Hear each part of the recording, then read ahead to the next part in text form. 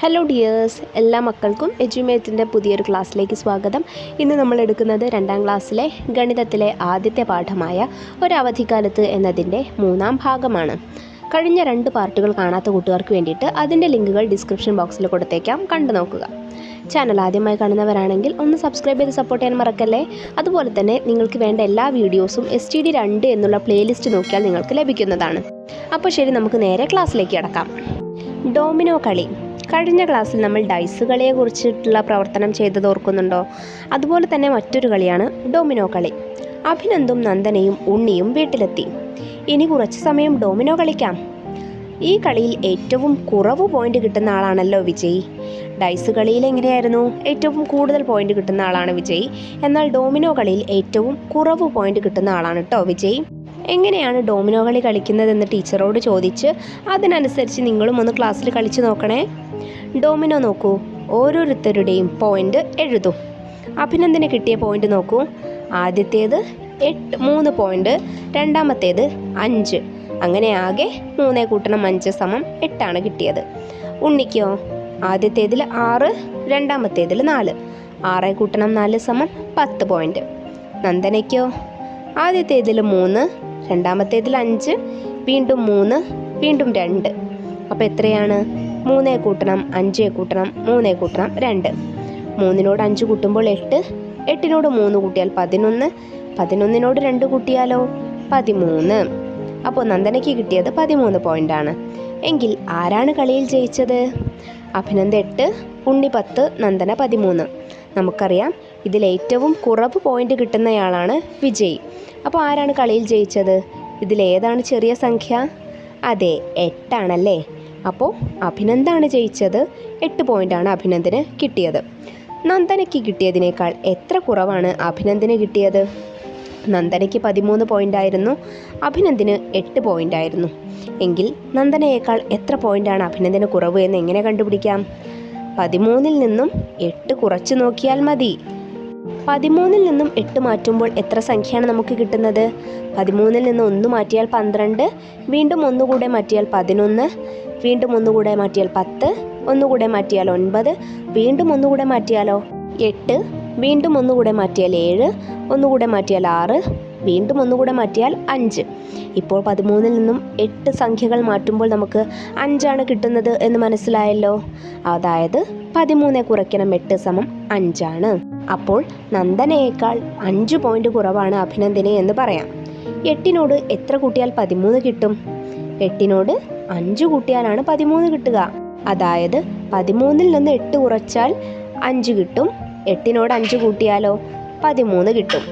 ഉണ്ണിക്ക് കിട്ടിയതിനേക്കാൾ എത്ര കൂടുതലാണ് നന്ദനയ്ക്ക് കിട്ടിയ പോയിന്റ്? ഉണ്ണിക്ക് കിട്ടിയത് എത്രയാണ്? 10. നന്ദനയ്ക്ക് കിട്ടിയത് 13. എങ്കിൽ ഉണ്ണിയേക്കാൾ എത്ര കൂടുതലാണ്? 10നേക്കാൾ എത്ര കൂടുതലാണ് 13? 10നോട് എത്ര കൂട്ടിയാലാണ് 13 കിട്ടുക എന്ന് നോക്കിയാൽ മതി. 10നോട് 3 കൂട്ടിയാലാണ് 13 കിട്ടുക. അതായത് ഉണ്ണിക്ക് കിട്ടിയതിനേക്കാൾ 3 പോയിന്റ് കൂടുതലാണ് നന്ദനയ്ക്ക് കിട്ടിയത്. അഭിനന്ദിൻ്റെയും ഉണ്ണിയുടെയും പോയിന്റുകൾ തമ്മിലുള്ള വ്യത്യാസം എത്ര? അഭിനന്ദിന് കിട്ടിയത് 8 പോയിന്റ് ആയിരുന്നു, ഉണ്ണിക്ക് കിട്ടിയത് 10 പോയിൻ്റാണ്. ഇത് തമ്മിലുള്ള വ്യത്യാസം എന്ന് പറഞ്ഞാൽ എന്താണ്? ഇത് തമ്മിലുള്ള വ്യത്യാസം എന്ന് പറഞ്ഞാൽ വലിയ സംഖ്യയിൽ നിന്നും ചെറിയ സംഖ്യ കുറയ്ക്കുന്നതാണ്. അതായത് 10-ൽ നിന്നും 8 കുറച്ച് നോക്കുക. 10-ൽ നിന്നും 8 കുറയ്ക്കുമ്പോൾ നമുക്ക് എന്ത് കിട്ടുന്നു? 2 എന്ന് കിട്ടുന്നു. അല്ലെങ്കിൽ എങ്ങനെ നോക്കിയാൽ മതി? 8നോട് എത്ര കൂട്ടിയാലാണ് 10 ആവുക എന്ന് നോക്കിയാൽ മതി. ഉത്തരം 2. അടുത്ത കളിയിൽ അഭിനന്ദിന് 10 പോയിന്റ് കിട്ടി. എങ്കിൽ അവൻ്റെ കയ്യിലെ ഡോമിനോ ഏതൊക്കെയാകാം? കറുത്ത കുത്തുകൾ ഇട്ട് നോക്കൂ. ഒന്ന് നമുക്കിവിടെ തന്നിട്ടുണ്ട്. ആദ്യത്തേതിൽ 9 കുത്തുകളും രണ്ടാമത്തേതിൽ 1 കുത്തും. ഇനി എങ്ങനെയാവാം? 1-ൽ 8 കുത്തും 1-ൽ 2 കുത്തും ആവാം. അതുമല്ലെങ്കിൽ 1-ൽ 7 കുത്തും 1-ൽ 3 കുത്തും. അതുമല്ലെങ്കിൽ 1-ൽ 6 കുത്തുകളും മറ്റേതിൽ 4 കുത്തുകളും. ഇനിയോ 2-ലും 5 കുത്തുകൾ വീതമാകാം. അങ്ങനെയും 10 പോയിന്റ് കിട്ടാം അല്ലേ? അതായത് 9 കൂട്ടണം 1 ചെയ്താലും 8 കൂട്ടണം 2 ചെയ്താലും 7 കൂട്ടണം 3 ചെയ്താലും 6 കൂട്ടണം 4 ചെയ്താലും 5 കൂട്ടണം 5 ചെയ്താലും ഉത്തരം എന്ത് തന്നെയാണ് വരുന്നത്? 10 എന്ന് തന്നെയാണ് വരുന്നത്. മഞ്ചാടിക്കരയിലെ ഉത്സവം. നന്ദന ചുവരിലെ കലണ്ടർ നോക്കി. ഇന്ന് മെയ് 20 ബുധൻ. മെയ് 23-നാണ് ഉത്സവം. മെയ് 23 ഏത് ദിവസമാണ്? നോക്കിക്കേ, നമുക്കിവിടെ ദിവസങ്ങളും കലണ്ടറിലെ തീയതികളും തന്നിട്ടുണ്ട്. 23 ഏതാണ് ദിവസം? ദാ ഇവിടെയായിട്ടാണ് വരുന്നത്. അത് ശനിയാഴ്ചയാണ്. അടുത്ത ബുധനാഴ്ച നമ്മൾ തിരിച്ചു പോകും. സ്കൂൾ തുറക്കാൻ പിന്നെയും 4 ദിവസമുണ്ടല്ലോ. അവർ പട്ടണത്തിലേക്ക് പോകുന്ന തീയതി ഏത്? അവർ കലണ്ടർ നോക്കിയ ദിവസം ഏതാണ്? 20-ാം തീയതി ആയിരുന്നു. അതൊരു ബുധനാഴ്ചയാണ്. പിന്നെ അവർ തിരിച്ചു പോകുന്നത് എന്നാണ്? അടുത്ത ബുധനാഴ്ചയാണ്. അടുത്ത ബുധൻ വരുന്നത് എന്നാണ്? 20-ന് ശേഷമുള്ള ബുധൻ. അതെന്നാ വരുന്നത്? ദാ 27-നാണ് വരുന്നത്. അപ്പോൾ അവർ പട്ടണത്തിലേക്ക് പോകുന്നത് 27-ാം തീയതിയാണ് കേട്ടോ. വെള്ളിയാഴ്ചകൾ ഏതൊക്കെ തീയതികളിലാണ് വരുന്നത്? ക്രമത്തിലെഴുതൂ. ആദ്യത്തെ വെള്ളിയാഴ്ച വരുന്നത് 1-ാം തീയതിയാണ്. പിന്നെ 8-ാം തീയതി, 15-ാം തീയതി, 22-ാം തീയതി, 29-ാം തീയതി എന്നിങ്ങനെയാണ് വരുന്നത്. ശനിയാഴ്ചകളുടെ തീയതികൾ ഏതൊക്കെ? ക്രമത്തിലെഴുതൂ. ശനിയാഴ്ച ആദ്യത്തേത് വരുന്നത് 2-ാം തീയതിയാണ്. പിന്നെ 9-ാം തീയതി, 16-ാം തീയതി, 23, 30 എന്നിങ്ങനെയാണ് വരുന്നത്. തീയതികൾ തമ്മിലുള്ള ബന്ധമെന്ത്? ഒരു ദിവസത്തിന് ശേഷം 7 ദിവസങ്ങൾ കഴിയുമ്പോഴാണ് അതേ ദിവസം ആവർത്തിച്ചു വരുന്നത്.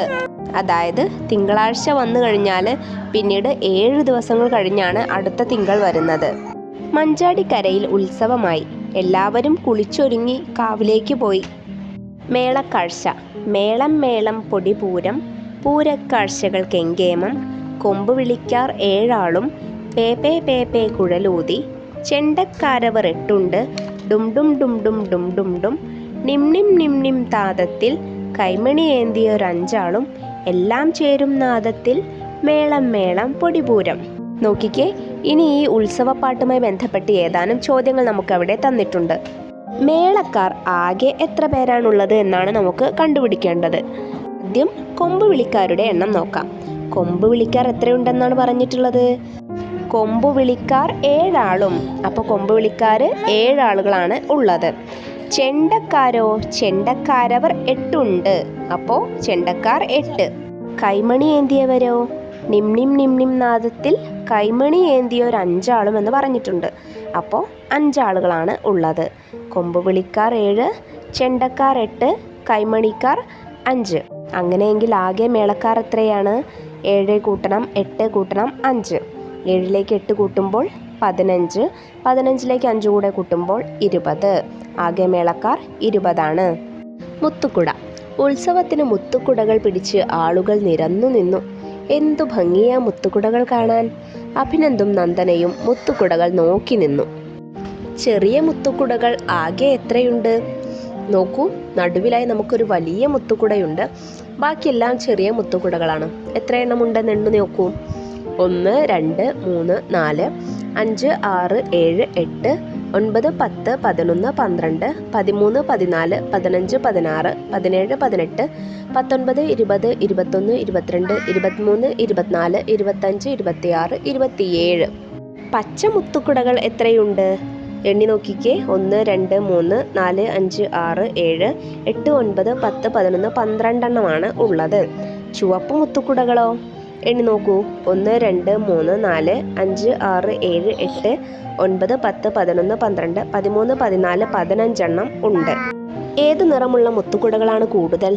പച്ച മുത്തുക്കുടകൾ 12 എണ്ണവും ചുവപ്പ് 15 എണ്ണവുമാണ് ഉള്ളത്. അപ്പോൾ ഏതാണ് കൂടുതൽ? ചുവപ്പാണ് കൂടുതൽ. എത്ര കൂടുതൽ?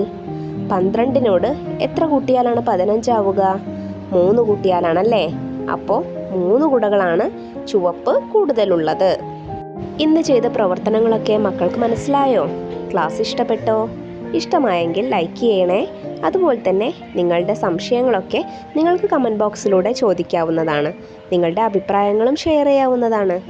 ഇതിൻ്റെ ബാക്കി ഭാഗം നമ്മൾ വരും ക്ലാസ്സുകളിൽ അപ്ലോഡ് ചെയ്യുന്നതായിരിക്കും. ആ വീഡിയോ കിട്ടുന്നതിന് വേണ്ടിയിട്ട് ചാനൽ ഒന്ന് സബ്സ്ക്രൈബ് ചെയ്ത് തൊട്ടടുത്ത് കാണുന്ന ബെല്ലൈക്കണിൽ ഓൾ ബട്ടൺ പ്രസ് ചെയ്ത് വയ്ക്കാൻ മറക്കല്ലേ. അപ്പോൾ ശരി, മറ്റൊരു ക്ലാസ്സുമായി വീണ്ടും കാണാം. താങ്ക്